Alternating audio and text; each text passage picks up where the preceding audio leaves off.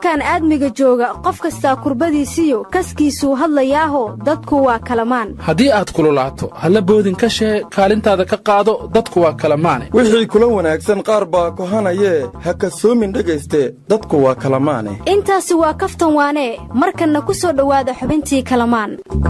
waryaaya reer kalamaan beryahan waa idinka maqnaaye halkee wax marsiinaysaan haddii aad naga maqnayd danahaagaa duurkuugu jirtay haddaanaad noo timid axaad noo keentahe waan idinka maqnaaye kii warya madad bahaasiya unu bahina ertay war madaxweyne farmaajaba safar buu laba wadan ugu maqnaaye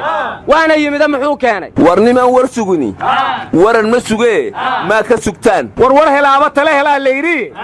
maxaan sugnaa bulshadu waray u baahantaa mana hayne ana masiinkale jara warshaleediisa ka noogi waldheefafade war nimayo waa daalin anaa war idin hayee waxaa la yidhi nin siyaasi ah baa deegaan doorashadiisii xil u doontay bulshadii deegaanku weydiistay inay doortaan waxayna yidhaahdeen laba arrimood baa noogu baahi badan hadda sheegta waan idin xalinayaa buu yidhi oday baa wuxuu yidhi motoorkii ceelkaa naga dansanoo shidaallaan naga ah siyaasiga isla markii buu taleefon la soo baxay dhagtuuna saaray wuxuu yidhahday halow maalin kasta deegaankan aan joogo waxaad keentaan 20 liitar oo shidaal ah odaygii buu ku jeestay siyaasigii wuxuu yidhahday adeer maxaa kaloo idiin dhiman odaygii baa wuxuu yidhi magaaladan anteena taleefon ma lahan oo magaaladu haddaysan anteenna lahayn siyaasigu yow la hadlaayay war beentii beledkaninka karkaryaanga deegaan jaylasaadii war siyaasi sidaas maahane barnaamijka uu naga fashilay waxaan idhi aniguna surinkii daraad aad igu sugtide ninkii beri ku siray haddaad saamaxdana weli kuu suntana ma ku seexataa war taa waannu ka tashannee igawalaydaan dib noo marsiinayn war maanta waxaad dalka dib igu soo laabtay madaxweynihii hore sheekh shariif ahna hogaamiyaha xisbiga himilo qaran ahna musharaxa madaxweyne ee 2020 war miyuusan sheekh shariif ogeyn Soomaaliya nin mar madaxweyne u soo noqday inuusan mar labaad u soo laaban wadiyaa way lama golliyaal talyaani waxa isku mahmaah imka seesin aku bisat noon tonas yidi yani biidati ma soo laabahayan amal waay war wal iska leeysan sheekh shariif sheekh ahmed waa madaxweynaha kaliya shabaab la dagaalamay war sheekh shariif maanta waxa soo dhaweeyay oo garoonka uga hortagay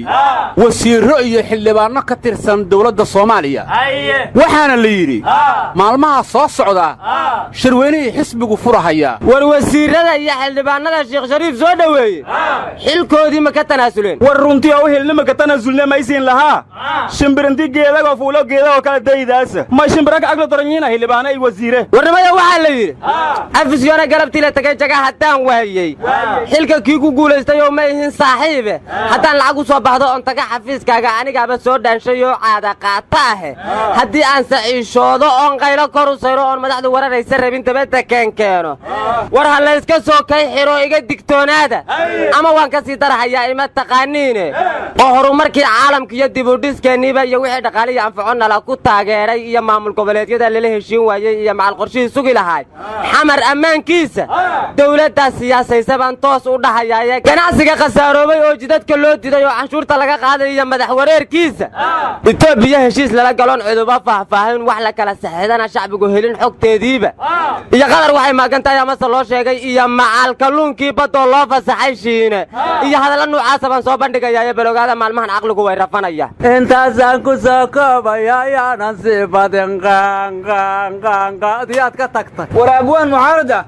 weligay ma arkan naga aamus war aqlina ku rafan maaye gabaga ku rafanaya naga aamus war meelasun ku fiiriyaan aan ku fiiriyay lankun hali mu'aaradka hala ashay war maye live-kii Nairobi mu'aaradka u daawday war nimanyahu waalidii aan idinkaga tagay baad wali wadaan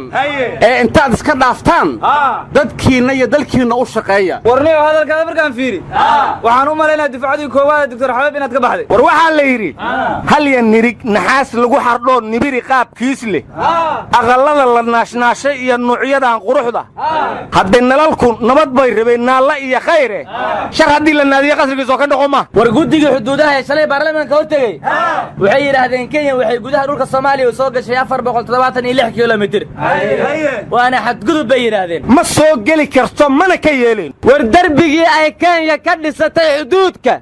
shacabka baadxaawa maanta ku 4 maalmood bay burburinayaan Kenya miya maarana loo kaga la'yahay minaanan kuwaas iska dhicin dadnimadan yaaba ebera war xilibaan Idris Dhakhtar wuxuu yiri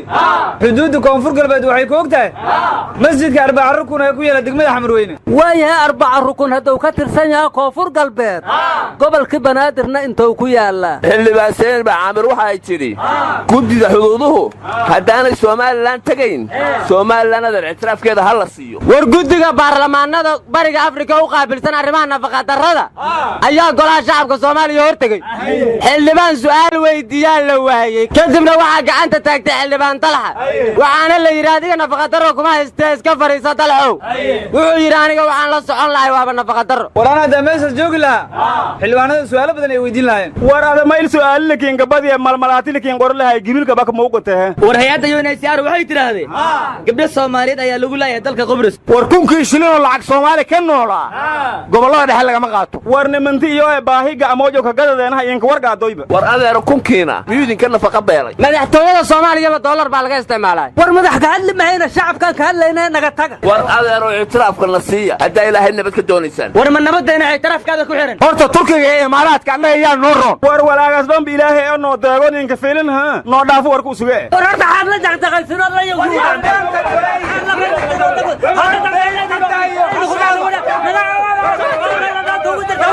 naga taga Allah idin mideeye